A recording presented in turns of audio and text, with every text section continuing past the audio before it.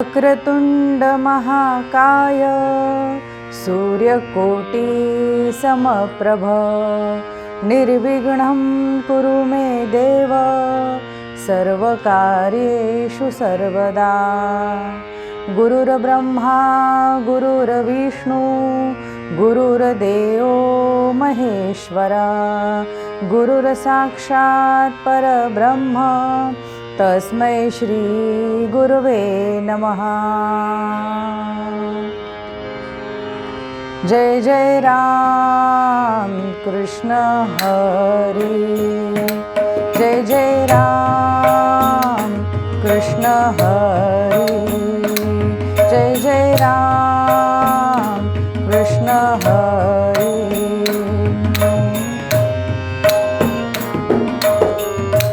गोवर्धन धर गोपालन रत गोकुल संकट हारी, जय जय राम कृष्ण हरी, जय जय राम कृष्ण हरी।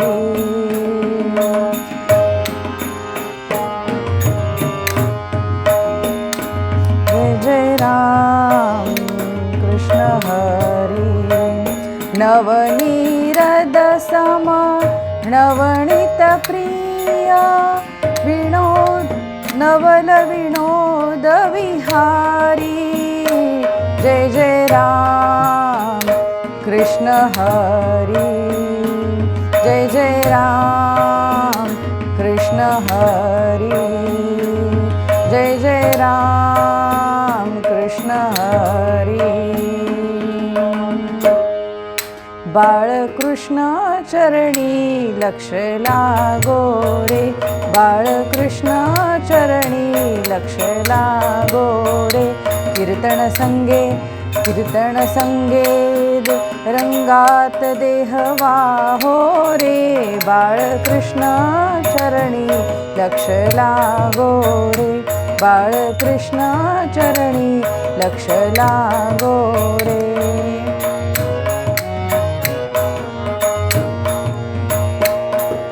रघुपति राघव राजा राम पतित पावन सीताराम, रघुपति राघव राजा राम पतित पावन सीताराम, रघुपति राघव राजा राम पतित पावन सीताराम, रघुपति राघव राजा राम पतित पावन सीताराम, रघुपति राघव राजा राम पतित पावन सीताराम।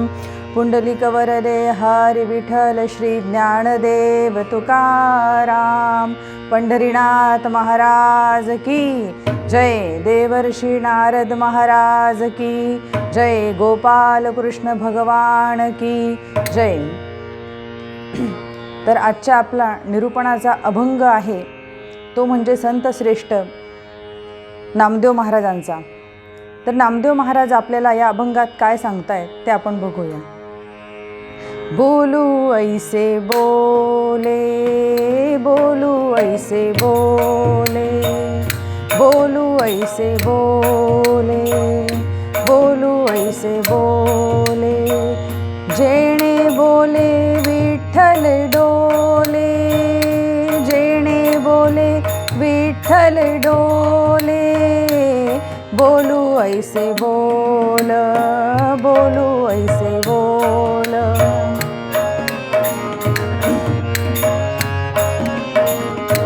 प्रेम सर्वांगाच्या ठाई, प्रेम सर्वांगाचे ठाई। वाचे विठ्ठल रखुमाई, वाचे विठ्ठल रखुमाई। बोले ऐसे बोल, बोलू ऐसे बोल, बोलू ऐसे बोल। नाचू कीर्तनाच्या रंगी, नाचू कीर्तनाच्या रंगी।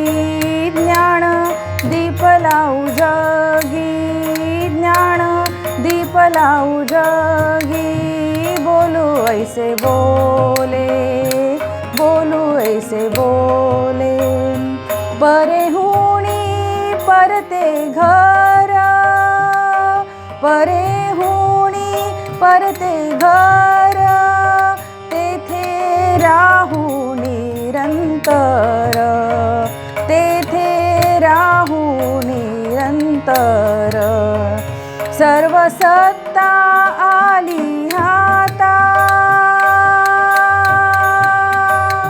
सर्व सत्ता आली हाता, नामयाचा खेचर दाता।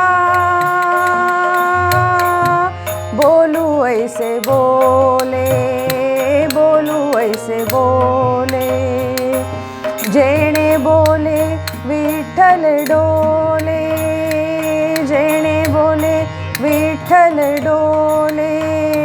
बोलू ऐसे बोल।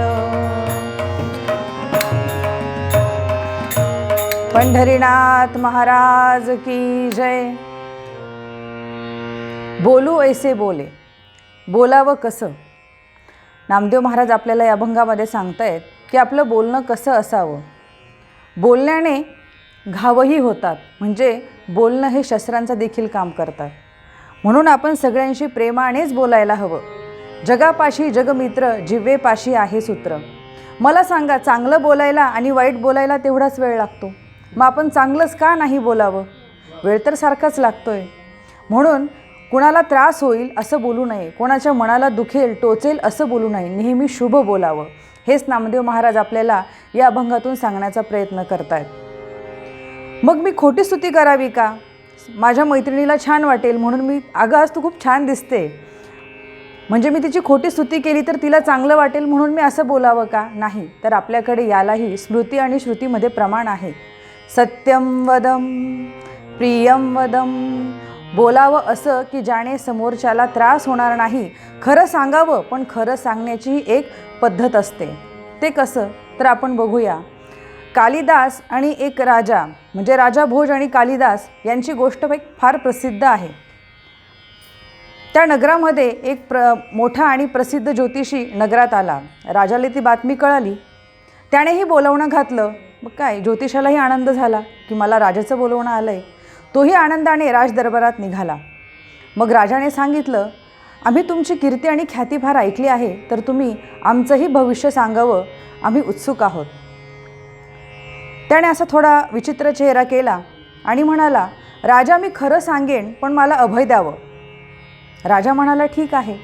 मग त्याने सांगितलं, राजा तुझ्या नजरेसमोर सगळ्या आप्त स्वकीयांचा मृत्यू होणार आहे। हे ऐकून राजाला मोठा धक्का बसला, पण करणार काय, अभय दिलं आहे। तो तर निघून गेला, राजा मात्र चिंतेत, दिवस रात्र त्याला फक्त चिंता की माझ्या आप्त स्वकीयांचं कसं होणार, काय करावं। राजाचा एक छान मित्र होता, तोही ज्योतिषी होता, त्यालाही थोडंफार ज्ञान होतं। त्याला कळालं, राजा एवढा चिंतातूर का आहे, कसली काळजी आहे राजाला। राजाने सगळी झालेली घटना सांगितली। मग तो म्हणाला, राजा मला तुझी एक वेळा पत्रिका बघू दे बरं। मी बघतो काय, मी सांगतो तुला। राजानेही दिली आणि तो हसून म्हणाला, हे काय, तुम्ही तर दीर्घायुष्य आहात, तुम्हाला कोणी सांगितलं असं? अहो तुमच्या हातून खूप पुण्यकर्म होणार आहे, तुमच्या ह्या आयुष्याचा चांगल्या सत्कर्मासाठी सत्कार्यासाठी उपयोग करा। राजाला हयसं वाटलं, चिंता मिटली आणि राजाने स्वतःला सावरलं। सत्य तेच होतं, पण सांगण्याची पद्धत मात्र वेगळी होती किंवा तऱ्हा मात्र वेगळी होती। म्हणून आपण दुसऱ्याला त्रास होईल असं कधीही बोलू नाही, कारण मनावरचे बोलण्याचे घाव कधीही जात नाही। एक वेळा शस्त्राचे घाव जातील, पण बोलण्याचे घाव मात्र तसेच राहतात। म्हणून शब्द हे नेहमी जपून वापरावे, वाणी आणि पाणी नेहमी जपून वापरावं असं आपण म्हणतो, तसंच आपली वाणीही आपण जपून वापरायला पाहिजे। म्हणून नामदेव महाराज आपल्याला तेच सांगण्याचा प्रयत्न करतायत की बोलावं कसं, असं बोलावं की ज्याने समोरच्याला आनंद होईल। माऊलीही आपल्याला सांगतात, जे जे भेटे भूत ते ते मानावे भगवंत। सगळ्या चराचरामध्ये, प्राणीमात्रांमध्ये सगळीकडे तोच तर सामावला आहे। जर मी असा विचार केला की माझ्यासमोरची जी व्यक्ती आहे तिच्यातही पांडुरंग आहे, तिच्यातही परमात्मा आहे, जर हे मला कळतंय तर मी त्याचं मन का दुखवावं बरं? मला कळत नाही। म्हणून असं बोलावं की ज्याने समोरच्या बोलण्याला त्रास होणार नाही, आणि जर आपण हेच पाळलं तर तो पांडुरंगही खूप आनंदाने डोलणार आहे. म्हणून बोलू ऐसे बोले, बोलू ऐसे बोले, जेणे बोले विठ्ठल डोले, जेणे बोले विठ्ठल डोले. तो सर्वांगाच्या ठाई आहे, चराचरात तो वसलेला आहे. म्हणून मी सगळ्यांचा आदर केला पाहिजे, सगळ्यांना मान दिला पाहिजे, कुणाचंही मन दुखवता कामा नये. हेच आपल्याला नामदेव महाराज या अभंगातून सांगण्याचा प्रयत्न करत आहेत. मग आता त्यांनी सांगितलंय, नाचू कीर्तनाच्या रंगी ज्ञानदीप लावू जगी. कीर्तन हेच माध्यम त्यांनी का बरं निवडलं असेल? बाकीच्याही भरपूर कला आहेत, त्यांना कीर्तनच बरं का आवडलं असेल? कारण कीर्तन म्हणजे असा त्रिवेणी संगम आहे की जिथे देव, भक्त आणि नाम याचा त्रिवेणी संगम किंवा असा पवित्र ठिकाण हे आहे की जे आपल्याला बघायला मिळतं. मग आपण का बरं याच्यात आंघोळ नाही करावी किंवा का नाही याच्यात नाहावं? आपल्याला तीर्थयात्रा करण्याची आवश्यकताच मुळी राहणार नाही. म्हणून कीर्तन हे फार श्रेष्ठ आहे. म्हणून माऊलीही म्हणतात, कीर्तन सांग, कीर्तन सांग, कीर्तन सांग, कीर्तन सांग, होय अंग हरी रूप, होय अंग हरी रूप. म्हणून कीर्तनाचा महिमा हा अगाध आहे. कारण की सगळ्या संतांनी, ऋषींनी, मुनींनी याला पसंती दिलेली आहे. अगदी भागवत कथेमध्येही कीर्तनाचा महिमा आपल्याला ऐकवयास मिळतो. म्हणून कदाचित नामदेव महाराजांनीही ते निवडलं असेल. कारण की सगळ्या संतांचं जीवनाचं ध्येय हे ठरलेलं होतं. माऊलींचं होतं अवघाची संसार सुखाचा करीणं, आणि संत एकनाथांचं होतं काया ही पंढरी, आत्मा ही पंढरी. तसंच संत नामदेवांचंही ध्येय होतं नाचू कीर्तनाचे रंगीत ज्ञानदीप लावू जगी. मग हा ज्ञानदीप लावायचा बरं कसा? जो अज्ञानाचा अंधकार आहे, अंधश्रद्धेचा अंधकार आहे, तो आपल्याला दूर करायचा आहे. जसा दिवा लावताना आपण काळजी घेतो ना, अगदी तसा. म्हणजे एकमेकांचा स्नेहबंध हा आपल्याला जपायचा आहे. रवींद्रनाथ टागोरांची एक बंगालीमधील कविता जी श्यामली कुलकर्णी यांनी मराठीमध्ये अनुवादित केलेली आहे. सूर्यनारायण अस्तला निघालेले आहेत, आषाढभूत नजरेने बघत आहेत. आता मी तर चाललो अस्ताला, पण पृथ्वीचं कसं होणार? सगळ्यांनी माना खाल्या घातल्या. जे सूर्याला जमतंय ते आम्हाला थोडी ना जमणार आहे. सगळे ग्रह तारे म्हणाले की छे छे, हे आम्हाला कसं जमेल? जे सूर्य करू शकतात ते आम्हाला मुळीच जमणार नाही. मग एक मिणमिणती पंथी पुढे आली, सूर्यदेवा तुम्ही आनंदाने अस्त व्हा, मी आहे ना, मी घेईन काळजी. किती छान वाक्य आहे ना. मूर्ती लहान पण कीर्ती महान असं म्हणूया. छोटीशी ती पंथी, पण तिने किती हायसं वाटलं ना. जर पंथी असं करू शकते तर आपण का नाही? आपणही आपल्या रूपामध्ये किंवा आपल्या मनामध्ये जो छोटासा प्रकाश आहे ज्ञानाचा, तो प्रकाश जर एकत्र आला तर किती मोठा प्रकाश होणार आहे ना. म्हणून आपल्याला अगदी तेच करायचं आहे. आपल्या परिसरातील आजूबाजूला जिथे कुठे आपल्याला शक्य असेल तिथे आपल्याला हा ज्ञानाचा प्रकाश सगळीकडे प्रकाशमान करायचा आहे. अगदी हेच नामदेवांनाही सांगायचं आहे, नाचू कीर्तनाचे रंगी ज्ञानदीप लावू जगी. परे हुणी परते घर, तेथे राहू निरंतर. आता ते आपल्याला सांगतायत की आपण वैखरी, मध्यमा, पश्यंती आणि परा हे वाणीचे प्रकार आपल्याला माहितीच आहे. जर आपण सतत नामस्मरण करत असेल, मी ते आता वाचणे करते, ते मला कळते की मी नामस्मरण करते, पण झोपल्यानंतर काय? झोपल्यानंतर माझ्या नामात खंड नको. म्हणून जर मी सतत नामस्मरण करत असेल, मी न बोलताही माझ्या कंठातून जप करू शकते. त्याच्यानंतर मी कंठातूनही बोलत नाही आहे, मी झोपली आहे, पण माझ्या हृदयात सतत जप सुरू आहे. हेच नक्की आपल्याला करायचं आहे. एक एक पायरी तर आपण नक्कीच पार करू शकतो ठरवलं तर, आणि तेच आपल्याला सगळ्यांनी मिळून करायचं आहे. कारण की कीर्तन ही समूह भक्ती आहे आणि ते आपल्याला करून घ्यायचं आहे आणि करवूनही घ्यायचं आहे. आणि हाच खरा ज्ञानाचा दीपक आपल्याला सगळीकडे तेजोमान आणि प्रकाशमान करायचा आहे.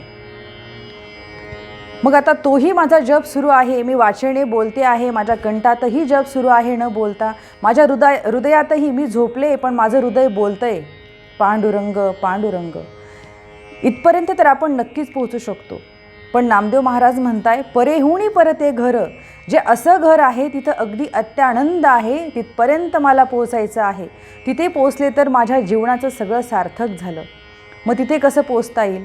ज्या नामदेव महाराजांनी आपल्याला सांगितलं आहे आपण काय नियम पाळले पाहिजे, काय अटी पाळल्या पाहिजे. आता आपण सगळीकडेच बघतो नियम आणि अटी.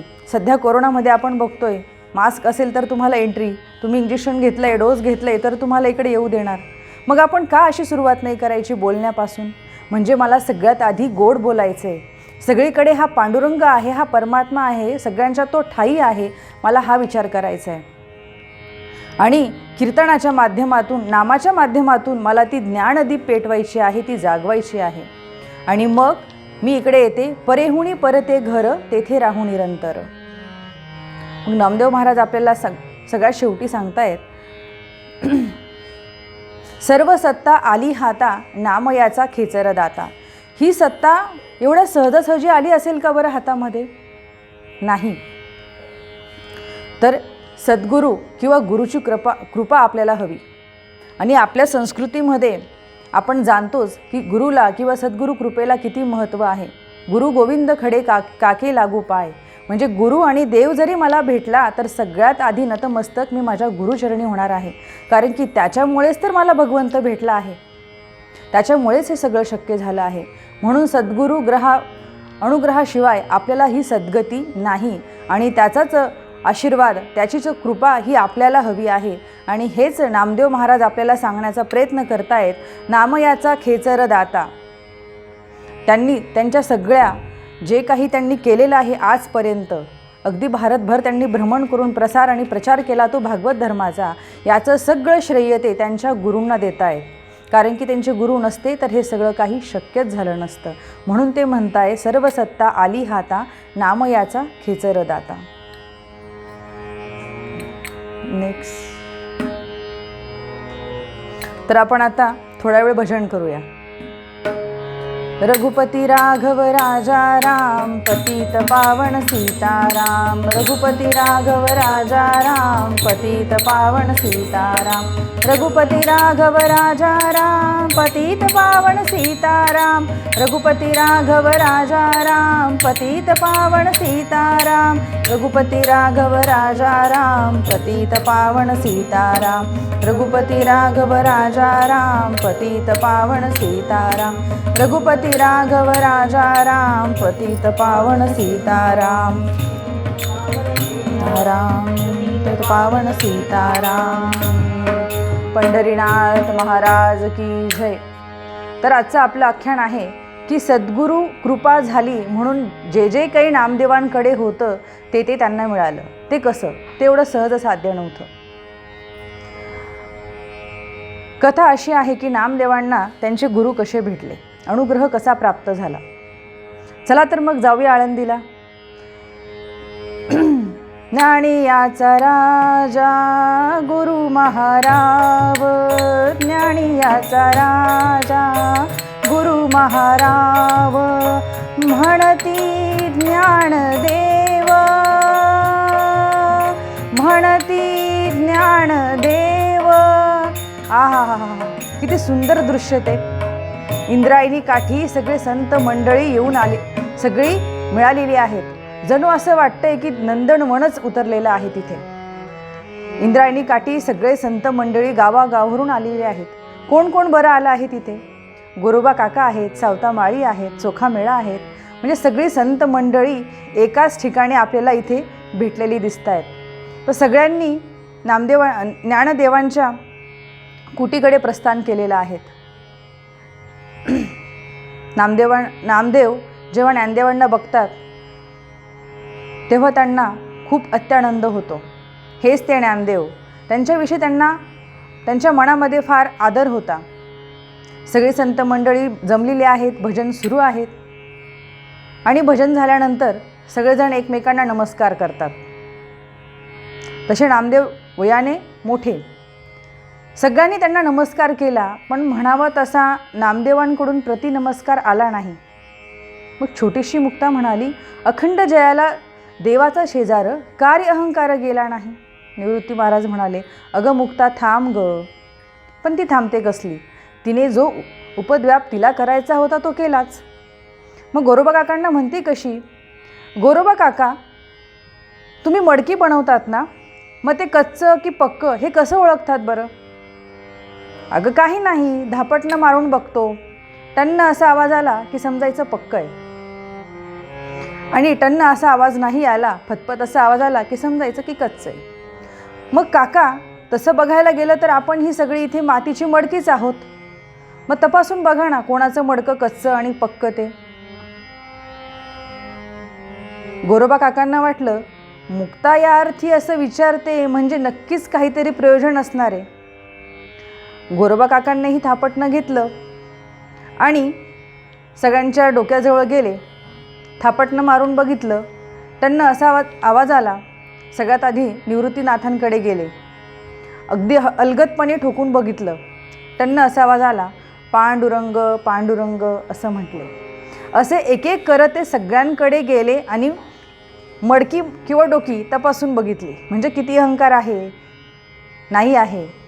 आणि मग शेवटी नामदेवांकडे आले. नामदेवांकडे गेले, थापट न मारणार तोच नामदेवांना राग आला. गोरोबा काका ही काय चेष्टा लावली आहे तुम्ही? कच्चं रे कच्चं. सगळेच म्हणाले कच्चा रे कच्चा. आणि मग सगळ्यांनी उपहास केला. त्याच्यामुळे नामदेवांना राग आला. मग निघाले. भजन सोडूनी चालले असे, भजन सोडूनी चालले असे, संत हासती जाहले कसे, संत हासती जाहले कसे. रागा रागाने पंढरपुराला जायला निघाले. हे सगळेजण माझी चेष्टा करतात. जो माझ्या हातून जो पांडुरंग स्वतः जेवतो, जो जेवण करतो, माझ्याबरोबर जो बोलतो नाचतो, आणि मी कच्चा असं कसं? म्हणून रागा रागाने ते पंढरपुराला गेले. मग पांडुरंगाकडे येतात. रावळात तो आला नामया, रावळात तो आला नामया. मंदिरात आले आणि जो संतांनी उपहास केला त्याच्याबद्दल देवाला तक्रार करू लागले. पांडुरंगा पांडुरंगा तूच सांग बरं, मी कच्चा कसा रे? तू माझ्याशी बोलतोस ना, तू माझ्या हातून जेवतोस ना, आणि ही सगळी माझे उपहास करताय.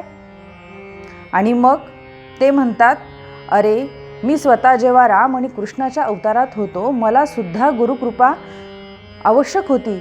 सद्गुरू कृपा पाहिजे बाबा, त्याशिवाय काही खरं नसतं. सद्गुरू अनुग्रह हा खूप महत्त्वाचा आहे. म्हणून औंढ्याला जा, तुला तिथे तुझे गुरु भेटतील.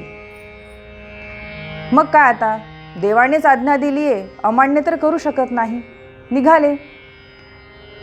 जाता जाता रस्त्यामध्ये थोडं भाकरी खाण्यासाठी थांबले. एक कुत्रा आला. आधीच राग आलेला होता आणि त्याने भाकर खाल्ली. खूप राग आला आणि ती तिकडेच टाकून दिली. आणि मग निघाले मंदिरामध्ये. औंढ्याला येऊन पोचले. असा छानसा तो गाभारा. गाभाऱ्यात प्रवेश केला तर काय, एक सद्गृहस्थ पायामध्ये चप्पल घालून पिंडीवर त्यांनी पाय ठेवलेले. नामदेवांना फार राग आला. तुला काही कळतं की नाही? तू चक्क देवाच्या पिंडीवर पाय ठेवून झोपला आहेस? अरे बाबा, मी तर म्हातारा, मला काही कळत नाही ना, ह्या अंधारलेल्या गाभाऱ्यामध्ये काही दिसतही नाही. झाली असेल चूक, तुला दिसतंय ना, मग तू ठेव. जिथे देव नाही तिथे माझे पाय नेऊन ठेव. नामदेवांनीही पाय उचलले आणि बाजूला केले. पण काय चमत्कार, तिथेही शिवपिंड. दुसरीकडे पाय ठेवले तर तिथेही शिवपिंड. असं नामदेवांनी 2-3 वेळा केले. जिथे जिथे पाय ठेवू लागले तिथे तिथे शिवपिंड दिसू लागली. हा काय चमत्कार? हा चमत्कार नाही बरं. अशी कृपा लागते, असं तप लागतं, अशी सत्ता लागते की जिथे जिथे त्यांनी पाय ठेवावे तिथे तिथे तीर्थ व्हावं. हा त्यांच्या पायाचा चमत्कार होता. मग शेवटी नामदेवांना त्यांची चूक कळाली आणि अगदी कडकडून पाय धरले आणि म्हणाले, मला क्षमा करा, मला माफ करा आणि मला तुमचा अनुग्रह द्या, माझ्यावर कृपा करा. मग काय, तेच म्हणजे विसोबा खेचर, जे नामदेवांचे गुरु. त्यांनी डोक्यावर हात ठेवला आणि मग काय, सगळ्या जीवनाचं सोनं झालं. सद्गुरूची कृपा मिळाली. मग काय, जळी स्थळी पाशाणी सगळीकडे फक्त पांडुरंग आणि पांडुरंग. मग काय, नामदेव महाराज आनंदाने नाचू लागले, डोलू लागले की सगळीकडे मला माझा पांडुरंग दिसतोय. त्यांना आधी असं वाटत होतं माझा पांडुरंग म्हणजे फक्त पंढरपूर, बाकी कुठे नाही. पण आता सगळीकडे पांडुरंगाचं दर्शन त्याला होत होतं. अत्यानंद झाला. येता येता सगळ्यांना भेटू लागले, बोलू लागले, पांडुरंग पांडुरंग करू लागले. असं वाटतंय की नामदेवांना अगदी पांडुरंगाचं वेडच लागलं. झाडात पांडुरंग, दगडात पांडुरंग, अगदी एका खडकावर तर ते बसले, पांडुरंगा म्हणून बोलतायत. ऊन लागतं का रे तुला? स्वतःचं शॉल घेतली आणि त्याच्यावर टाकली. तुला ऊन नको लागायला. म्हणजे काय, हा चमत्कारच. सगळीकडे त्यांना पांडुरंग दिसतोय. आणि जो कुत्रा आधी भेटलेला तो पुन्हा भेटला आणि कोरडी भाकर खाऊ लागला. नामदेव महाराज म्हणताय काय, अरे पांडुरंगा, अशी नको खाऊ रे, तुझं पोट दुखेल, मी तुला तूप लावून देतो, तूप लावून भाकरी खा. ही असते सद्गुरूची कृपा. सद्गुरू मिळाल्याने ही अशी त्यांची अवस्था झाली होती. म्हणजे अगदी अत्यानंद झाला होता किंवा जीवनाचं त्यांच्या सार्थक झालं होतं.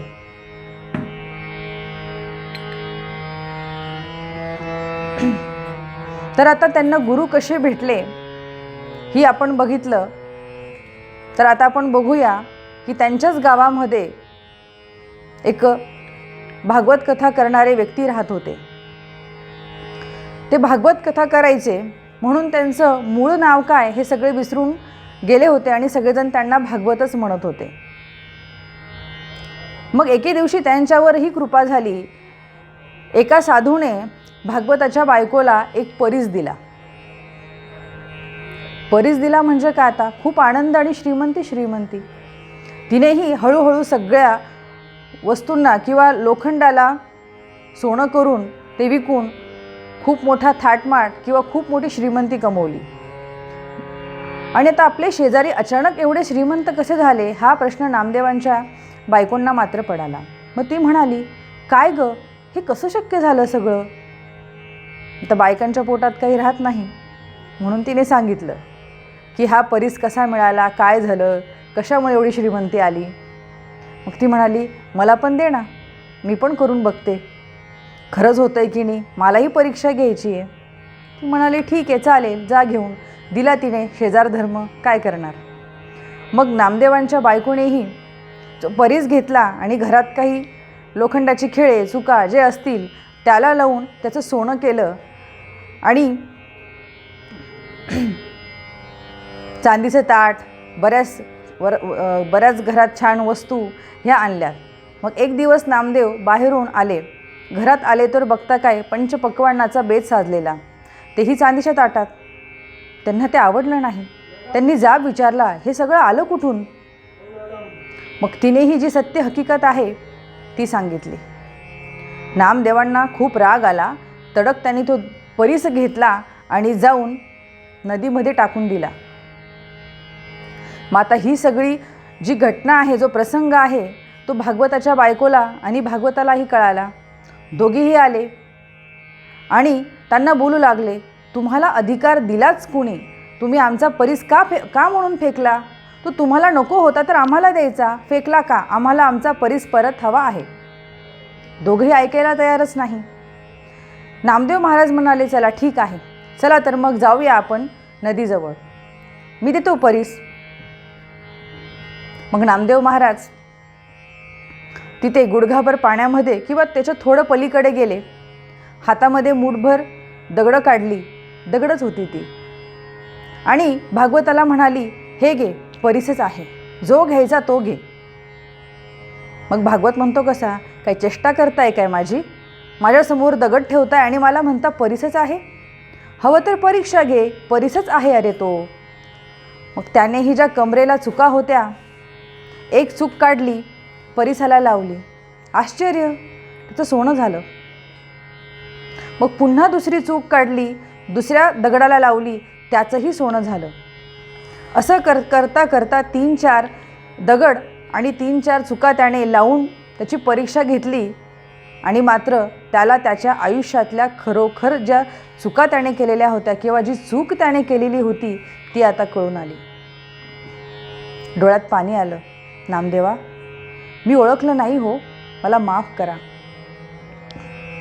हात धरून त्यांना पाण्याच्या बाहेर आणलं, साष्टांग दंडवत केला आणि म्हणाले की नामदेव महाराज, माझ्यावरही असा अनुग्रह करा, माझ्यावरही कृपा करा, मी तुम्हाला शरण आलेलो आहे. तुम्ही असे काय केले की तुम्ही जे दगडाला हात लावताय त्याचाही परीस व्हावा, दगड म्हणून माझ्याही डोक्यावर हात ठेवा आणि माझ्याही आयुष्याचं सोनं करा. म्हणून नतमस्तक झाले. नामदेव महाराज म्हणाले, उठ भागवता, उठ. तुला तुझी चूक कळली ना, तेच खूप महत्त्वाचं.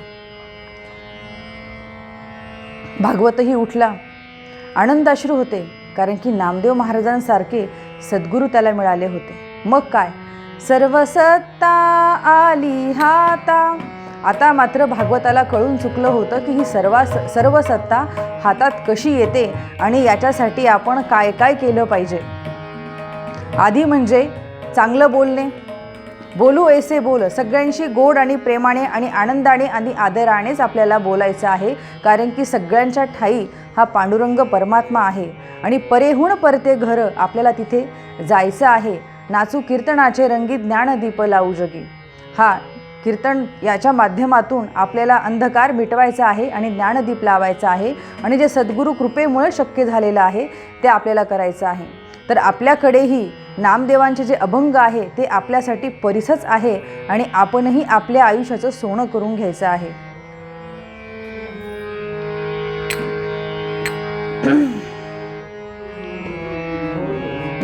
बोलू ऐसे बोले, बोलू ऐसे बोले, बोलू ऐसे बोले, बोलू ऐसे बोले, जेणे बोले विठ्ठल डोले, जेणे बोले विठ्ठल डोले, बोलू ऐसे बोल, बोलू ऐसे बोले. प्रेम सर्वांगाच्या ठाई वाचे विठ्ठल रखुमाई, वाचे विठ्ठल रखुमाई. नाचू कीर्तनाचे रंगी, ज्ञान दीप लावू जगी. परेहुणी परते घरा, तेथे राहू निरंतर. सर्व सत्ता आली हाता, नामयाचा खेचर दाता. आजची झालेली सेवा पांडुरंग चरणी अर्पण करते आणि तुम्ही ते सगळे जमलेले मान्यवर तसेच कीर्तन विश्व आणि आपले गुरु किंवा माझे गुरु चारुदत्त बुवा आफळे, मी यांचे खरोखर नेहमीच ऋणी राहीन. सगळ्यांना आभार आणि धन्यवाद. हेची दान देगा देवा तुझा विसरण भावा, हेची दान देगा तुझा विसरण भावा.